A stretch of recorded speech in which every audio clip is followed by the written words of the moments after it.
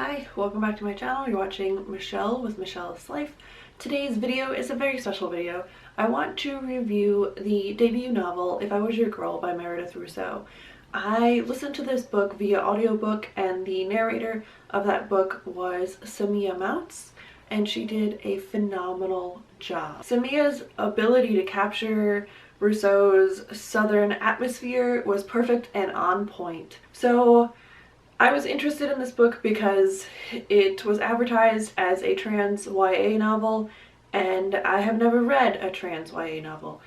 And then also with June being Pride Month and with Julia Ember's Pride Reading Month challenge thing, her first challenge was to read a trans YA. I would have read this book regardless, but it did push me to read it sooner, and I am thoroughly indebted to her because I absolutely loved this book and I was so moved by it. This book was published May 3rd of 2016. I want to share with you the author's note because just like Symptoms of Being Human, I think the author's note is very important, and even though it's put in the back of the book, I think it's something that could draw you into the novel perhaps, and I think it's also just an important message to people that are going into the novel. As I put my hand down, I will be done with the author's note, so here we go. To my cisgender readers, which is to say, to those of you who are not trans. Thank you for reading this, thank you for being interested. I'm nervous about what you might think of this book, though maybe not in the way you may think.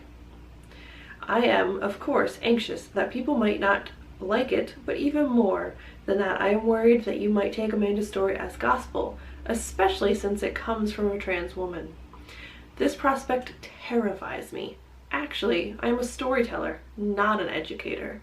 I've taken liberties with what I know reality to be. I have fictionalized things that make them work in my story. I have in some ways cleaved to stereotypes and even bent rules to make Amanda's transness as unchallenging to normative assumptions as possible. She knew from a very young age, she is exclusively attracted to boys. She is entirely feminine. She passes as a woman with little to no effort. She had a surgery that her family should not have been able to afford, and she starts hormones through legitimate channels before she probably could have in the real world. I did this because I wanted you to have no possible barrier to understanding Amanda as a teenage girl with different medical history from most other girls. Amanda's life and identity would be just as valid if she didn't figure herself out until later in life, or if she were a tomboy, or if she were bisexual or lesbian or asexual, or if she had trouble passing, or if she either could not or chose not to get bottom surgery. Grant's attraction to her, if any of these scenarios have been no less heterosexual, nor would B's have been any less homosexual. It is easy to get hung up on these points if you haven't lived our lives through. So I wanted to set those aside.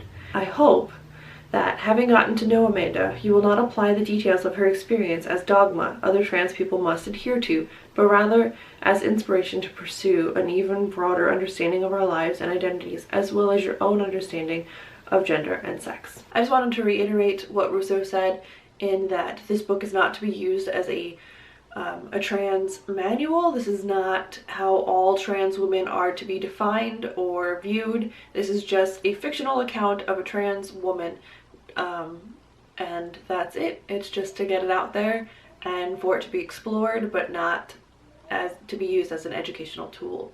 So I definitely think that this book should be in schools, and I definitely think that it should be accessible, but it, again, is not an educational tool. So our main POV is Amanda, and she has moved to a new town to live with her father. She has not seen her father or really spoken to him since her parents divorced several years prior.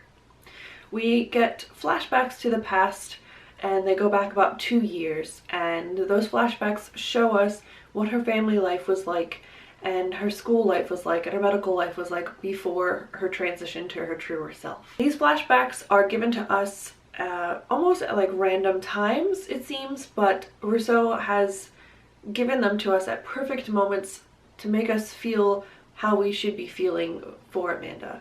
Amanda is an amazing character. I was able to relate to her self-doubts so well. I think that anyone can find a piece of themselves in Amanda, and I thought that was a really, really great attribute to this story.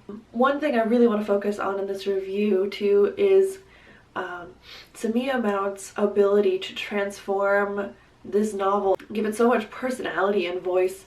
In her inflection, you were able to hear Amanda's worry and fear through a quivering voice or a shout for joy, and I thought she did such a great job capturing this novel, and I definitely think that is also a part of Rousseau's amazing writing and creation that is this book, but I also think that Samia added vibrancy to this novel. Some really great things that this book offers too are female friendships. I love that trans people now have some more representation in this community. By no means should it stop there, but it's great that it is there.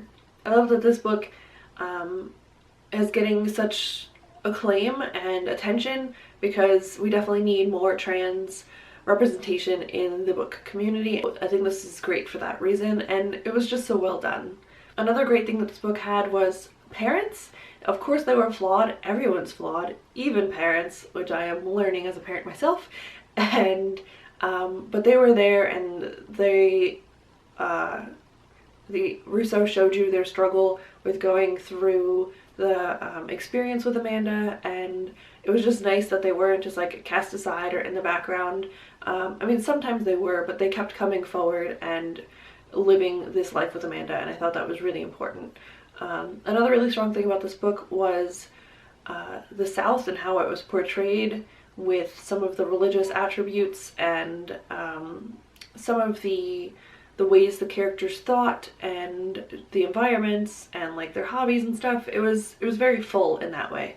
Another great thing is that in the back of this book, the author has also put in contacts for suicide hotlines and things of that nature. Overall, this book was really easy to get into. The writing was really accessible and beautiful, and I definitely recommend this book. It was definitely 5 out of 5 stars for me, and if you've been thinking about it, I highly recommend the audiobook as well. I will be picking this book up. I am kind of vain in the fact that I want it in softcover instead of hardcover, so I'll probably be waiting a year to pick it up. But a great thing is that many libraries are carrying it, and it is also available on Overdrive in some places. That's where I got it from. But definitely support your library, support our new debut author Meredith Rousseau, so go buy the book, rent it from the library. You know what to do.